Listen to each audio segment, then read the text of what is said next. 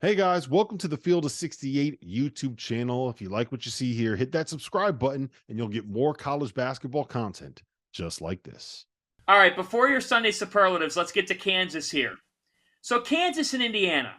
This was a wild game. It felt like it went 3 hours, right? Because Indiana gets out to the lead. It feels like they've got control of this game. And then Kansas with Kevin McCullough, KJ Adams, and Hunter Dickinson. And Bill Self said this by getting Hunter Dickinson, it allows KJ to play his natural position and be comfortable. But nobody's more comfortable right now than Kevin McCullough Jr., Jerel McNeal. What do you make of how Self has done it this time with Kansas? Man, he's done a great job thus far, and to be honest with you, uh, I'll take a note and I'll say this: I've seen it a little bit more, and I started to become a little concerned about him just out of the Jeff Goodman book. They struggle at times to make outside shots consistently, and it kind of bogs their offense down a little bit, especially when game plans are kind of roped around, slowing Dickinson down, man. But like you said, McCullough has been an absolute beast. My God, I think he shot 16 free throws against Indiana. Harris continues to show up the most when they need him. And this is a team that's had some real gut check wins, being down in the second half a number of times against really good opponents. And not folding and wavering. Those guys have, to their credit, they got a more experienced team. They got older guys, and they don't get rattled easily. They just keep playing. They understand it's a long game.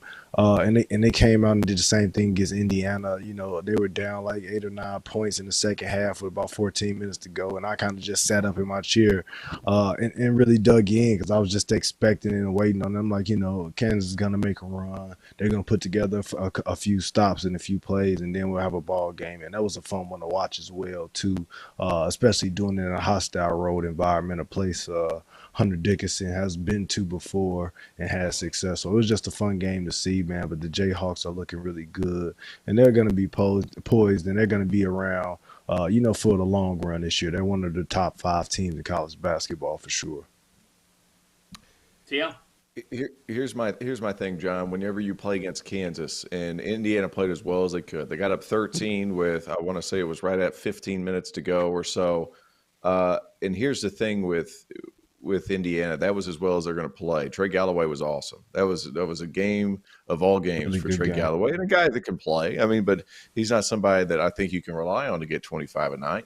But here's the thing: when you play Kansas, it doesn't matter how much you're beating them by. It doesn't matter where you're at, where the momentum is, or how loud the crowd is. They're just going to do this. They're just steady the entire time, and it's just going to keep going. And the reason for that is they have a young man named DeJuan Harris, who is still the most underrated player in college basketball. He is a winner by all occasions. I understand he's not the most productive. He doesn't do this, that, or the third, but he's never rattled, and he's one of the best point guard defenders in college basketball. And he continues to be that. And they're not going to change their approach. From the first minute to the 40th minute, you have to beat the Jayhawks. They're not going to beat themselves all that much. Do you want them to shoot it better? Sure.